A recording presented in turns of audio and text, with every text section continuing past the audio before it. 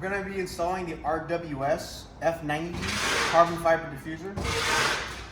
Bumper is off the car. We've already removed the old one. What I'm doing here is I just masked around the edges. When the tabs are coming into the diffuser, coming into the bumper, you could potentially scratch it. So the masking tape is just to protect yourself from that. We've got $2 here. We're going to set it up and we're going to actually flip it upside down.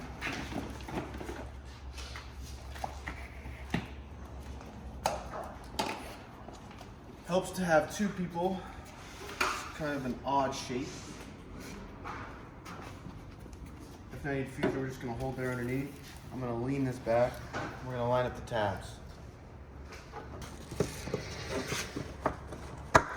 Get in close over here, just so we can see what we're doing. So what I'm doing is I'm just reaching in here.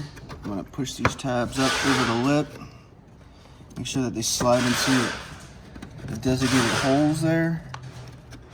Same thing with the outside as well. Make sure that they're all lined up across the center. And then once they all kind of find that right spot, they're just going to fall right into place. And you're just going to push the diffuser in to the back side, just like so. And then the edge here.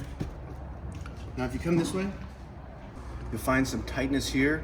So all you're going to want to do is you're just going to want to flex the bumper a little bit.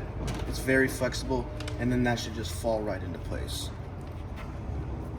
And then it'll line up real nice along the edge there against the reflector. So I'll pull that back. You see that the reflector, the edge is right there.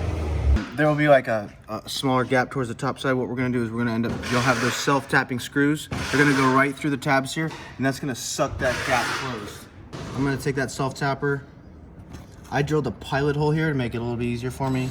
And then it's gonna go right in, just like that. Just do that along the edge, along a couple tabs here.